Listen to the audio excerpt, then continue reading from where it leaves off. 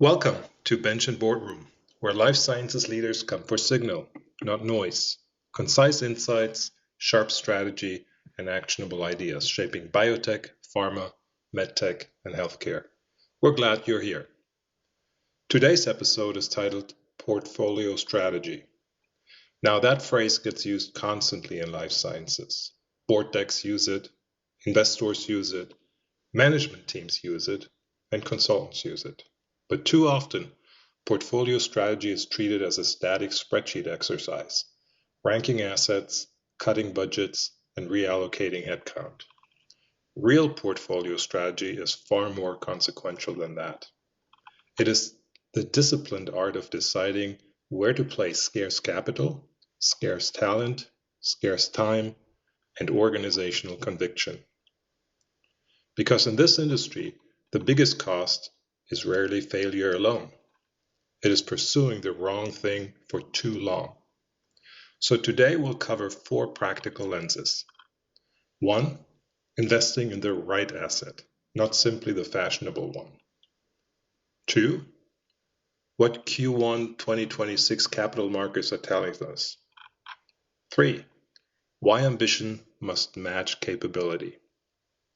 And 4, why smarter regulatory and market access strategy may matter as much as the molecule itself. Let's begin. Investing in the right asset. Many organizations say they're science-led, but markets repeatedly show us that being science-led and being strategy-led are not the same thing. A remarkable mechanism with no credible development path can destroy value. A modest-looking asset with a sharp regulatory plan, however, clear patient segmentation, and realistic commercial access strategy can create enormous value. That is the difference between an interesting asset and the right asset. Too many decisions are still made by one of the flawed or of two flawed instincts, rather. First, herd behavior. If obesity is hot, everybody wants obesity. If radiopharma is hot, everyone wants radiopharma. And if AI drug discovery is hot, everyone suddenly has an AI thesis. Second, legacy bias. Companies continue investing in programs because 10 years ago that therapeutic area worked, because the founder loves it, or because too much political capital has already been spent. Neither is strategy. The right asset sits at the intersection of differentiated clinical value and achievable development path. Fundable milestones, defensible market position, commercial access realism, internal capability fit, and timing. Timing matters more than many admit. Being early can be as dangerous as being late. Markets do not reward innovation equally across all windows. So ask this uncomfortable question. If we saw this asset fresh today, with no sunk costs, would we still choose it? If the answer is no, your portfolio is speaking to you.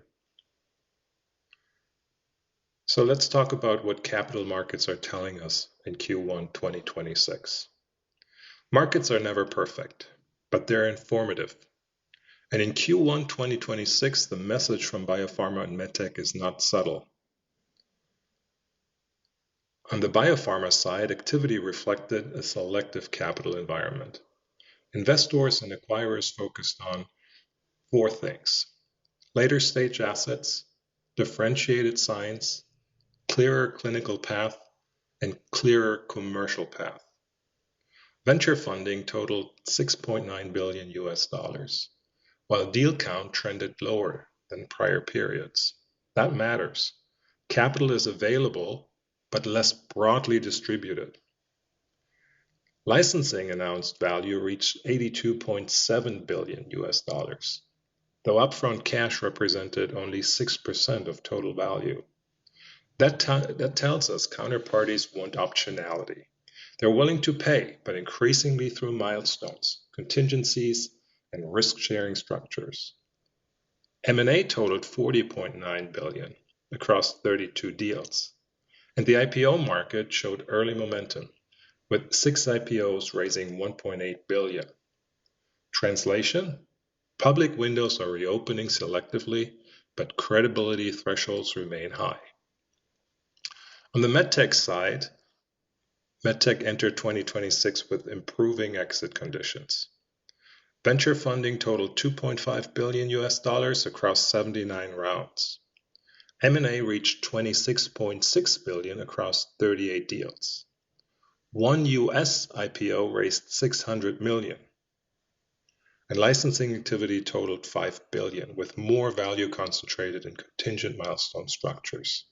Again, same signal: selective capital, preference for differentiation, reduced tolerance for vague stories. What this means strategically: if you're management, stop assuming the market will fund aspiration alone. If you're a board, challenge narratives not anchored in milestone logic. If you're an investor, quality dispersion is your friend. If you're a private company, licensing may be more strategic than waiting endlessly for a mythical, better financing market. And if you have a credible later stage asset with clarity, this may be a better environment than headlines suggest, because selective markets reward preparedness. Now, let's talk about knowing your own ambition, know your real capabilities. One of the most common causes of value destruction is ambition that outruns operating reality. There's nothing wrong with ambition. The problem is uncalibrated ambition. Some companies want to be fully integrated global biopharma players. Excellent. But do you have a regulatory depth across regions, medical affairs infrastructure, market access capability, manufacturing resilience, launch excellence muscle, capital to survive delays, and/or leadership bandwidth? If not, then the strategy may be performative rather than practical. Likewise, some companies undershoot. They license too early, sell too cheaply, de-risk value so they could have captured themselves. So the key question is not, what do we dream of becoming? It is, what can we sustainably execute over the next 3 to 5 years with excellence? The answer determines whether you should build independently, partner regionally, co-commercialize, out-license selectively, merge, or focus on one platform and narrow the story. Great portfolio strategy respects constraints without becoming captive to them. And 4, tailor the program to regulatory reality and access opportunity. Now we arrive at an under-discussed truth. Some value creation depends less on changing the molecule and more on changing the route to market. Too many teams still build development plans around inherited assumptions. US first, large trial first, conventional sequence first, standard pricing logic first. But markets evolve, regulation evolves, reimbursement evolves, and smart leaders adapt faster than consensus. For the right innovative asset, conditions may favor rethinking launch sequencing, sometimes emphasizing Europe before the United States. Yes, that may sound unconventional, but consider the context. There are US pricing pressure debates, lots of them, MFN dynamics, IRA implications, international reference pricing considerations, increasing payer scrutiny, and therapeutic category crowding. Meanwhile, in certain European settings, there may be credible opportunities for early attraction, targeted adoption, or strategic evidence generation. Some manufacturers may benefit meaningfully from prioritizing countries represented by the Access Consortium, leveraging collaborative review dynamics and efficient regulatory pathways where appropriate.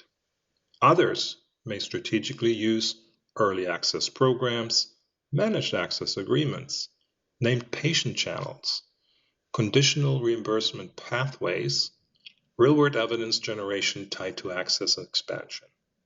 This is not about Europe always being better. It's about rejecting lazy sequencing. The question should not be, what does everyone else do? It should be, for this specific asset, in this specific category, under today's policy and pricing environment, what launch pathway maximizes probability-adjusted enterprise value? That is a far more sophisticated question, and increasingly a necessary one. Let me offer you some final thoughts. Portfolio strategy is not just choosing assets. It's choosing reality over narrative, choosing fit over fashion, choosing structured value creation over generic optimism, and choosing pathways others ignore because they require sharper thinking. If your current portfolio decisions feel inherited, crowded, or politically constrained, good. That discomfort often signals where the real work begins. This week, ask your team one question. If we were starting from zero today, what would we fund? Where would we launch? And why? The answers may surprise you, and they may unlock more value than your next financing round. Thank you for joining me today on Bench to Boardroom. New episodes every other Monday. Always selective, always original, always actionable. Until next time.